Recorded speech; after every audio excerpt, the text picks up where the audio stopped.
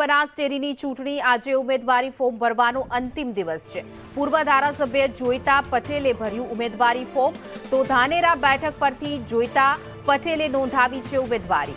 Vice chairman ભાવા રબારીએ પણ ઉમેદવારી નોંધાવી છે। અમીરગઢ બેઠક પરથી ભાવા રબારીએ ઉમેદવારી કરી છે। પૂર્વ સાંસદ પરબત પટેલે પણ ઉમેદવારી નોંધાવી છે।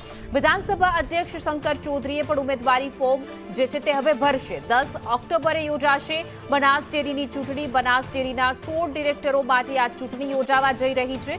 બનાસ ડેરીની ચૂંટણીને લઈને રાજકારણમાં પણ ગરમાવો જોવા મળી રહ્યો છે। વડગામ બેઠક પર ભાજપ સામે ભાજપનો જ જંગ જોવા મળી રહ્યો છે, તો દિનેશ ભટોળ સામે કેપી ચૌધરીએ ઉમેદવારી કરી છે।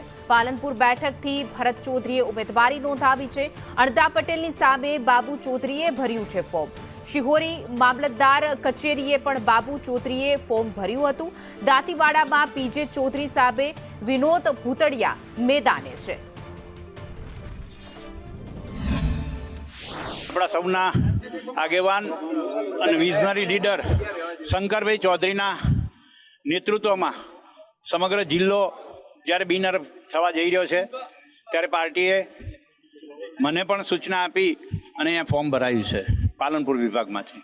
પ્રથમમાં તો મારા તાલુકાને ખૂબ ખૂબ આભાર અને મોટો આભાર પાર્ટીને। પાર્ટીના અમે વફાદાર અને આજીવન વફાદાર રહેશો।